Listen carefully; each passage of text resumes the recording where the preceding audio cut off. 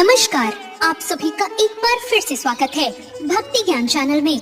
आज मैं आपको सुनाऊंगी नवरात्रि में कन्या पूजन की एक बहुत ही सुंदर कहानी। एक बार की बात है, एक शहर में सुनीता अपने बेटे सुमित और बहू नेहा के साथ रहती थी। सुनीता का बेटा नौकरी करता था। उनके घर में पैसों की कोई कमी नहीं थी, लेकिन फिर भी सुनीता बहुत कंजूस थी। सुमित अपनी सारी तनख्वाह सुनीता को देता था। एक दिन की बात है, नेहा ने अपनी सास सुनीता से कहा, माँ जी, नवरात्र का व्रत है, आप कुछ फल मंगा लीजिए। सुनीता बोली, बहू, अगर तुझसे भूखा नहीं रहा जाता तो व्रत का ढोंग क्यों करती है? पता है मेरा बेटा कितनी मेहनत से पैसे कमाता है और तुझे व्रत में भी फल खाने हैं। पता है कितने महंगे आते हैं फल। नेहा ने कहा, लेकिन माँ जी, फलाहार तो सभी करते हैं व्रत में। सुनीता बोली, मैं कुछ नहीं मंगाने वाली, इससे अच्छा तो है तू कल का बचा खाना खा ले। नेहा चुपचाप अपने कमरे में चली जाती है। शाम को नेहा अपने पति को सारी बात बताती है। सुमित कहता है, माँ, तुम भी कमाल करती हो, थोड़े से फल मंगा लेती तो क्या हो जाता, आखिर हमारे पास पैसों की कोई कमी नहीं, फिर भी तुम हमेशा कंजूसी में लगी रहती हो। सुनीता कहती है, मैं ही घर छोड़कर चली जाती हूँ, फिर तुम दोनों पैसे लुटाते रहना। यह कहकर सुनीता घर से चल देती है।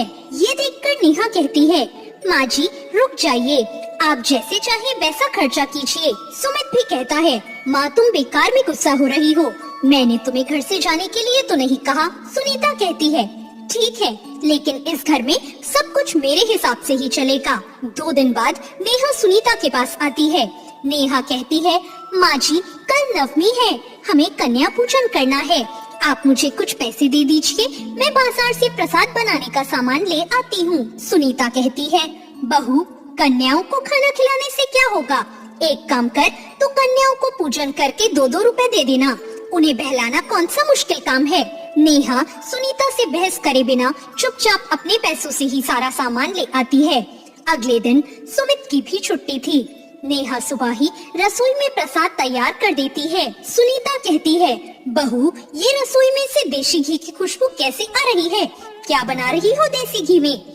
नेहा कहती है, माँ जी, हलवा बनाया है। सुनीता बोली, देसी घी मैं अपने बेटे के लिए लाती हूँ और तू हलवा बनाकर खा रही है? नेहा बोली, नहीं माँ जी, कन्या पूजन के लिए हलवा बनाया है, अभी पूजा करके कन्याओं को खाना खिलाना है। सुनीता ने कहा, मैंने तुझे मना किया था, फिर भी तू सामान ले आई। नेहा बोली, नहीं माँ जी, मैं अपने पैसों से लाई हूँ, आप चिंता ना करें। सुनीता बोली, ठीक है, लेकिन खाना कन्याओं को मैं ही खिलाऊंगी, अगर तू देगी तो सारा खाना खत्म कर देगी। सुमित और नेहा सुनीता की ये बात सुनकर बहुत दुखी होते हैं। वो अपनी माँ की कंजूसी की आदत से पहले ही परेशान थे, लेकिन कन्याओं के खाने में कटौती से वो और परेशान हो गए। फिर पूरे परिवार ने बैठकर माता रानी की पूजा की। पूजा के बाद नेहा ने कुछ देर माँ दुर्गा के सामने बैठकर प्रार्थना करी, हे देवी माँ, हमारी भूल चूक क्षमा करना, मेरी सास के हृदय में परिवर्तन कर दो, जिससे वो ये कंजूसी छोड़ दे।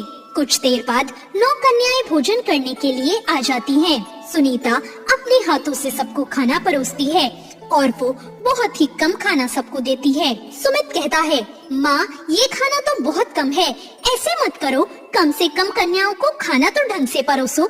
सुनीता कहती है, तो चुप रहे, अगर किसी कन्या को जरूरत होगी तो वो खुद मांग लेगी। सुमित और नेहा चुपचाप खड़े रहकर कन्याओं को खाना खाते देखते हैं। सभी कन्याएं खाना खा लेती हैं। उनमें से एक कन्या अभी भी खाना खा रही थी। कन्या बोली, माँ जी, क्या आपके घर में खाना कम बना है? मुझे तो बहुत भूख लगी है। नेहा उसे पूरी और हलवा और परोस देती है। सुनीता कहती है, खाना तो बहुत है, लेकिन बेकार करने के लिए नहीं है, जितना चाहिए उतना ही लेना, झूठा मत छोड़ना। वो कन्या सारा खाना खा जाती है और फिर वो और खाना मांगती है। नेहा उसे जितनी बार खाना देती है वो सारा खाना खा जाती है। ये देखकर सुनीता बहुत परेशान हो जाती है और धीरे धीरे करके वो कन्या सारा खाना खा जाती है। जब सारा खाना खत्म हो जाता है तो वो कन्या कहती है, अभी तो मेरी भूख नहीं मिटी, मुझे और भी खाना चाहिए। सुनीता कहती है, अब तो सारा खाना खत्म हो गया, और कितना खाएगी? कन्या कहती है, लेकिन आप लोगों ने तो कन्या पूजन किया है, भरपेट भोजन तो कराना ही पड़ेगा, तभी तो माँ दुर्गा प्रसन्न होंगी। अगर आप घर से कन्या भूखी भेजोगे तो माँ रुष्ट हो जाएगी। नेहा जल्दी से दोबारा खाना तैयार करती है। सुनीता कहती है, बहू मैं तुझे इसीलिए मना कर रही थी कि कन्याओं को खाना मत खिला।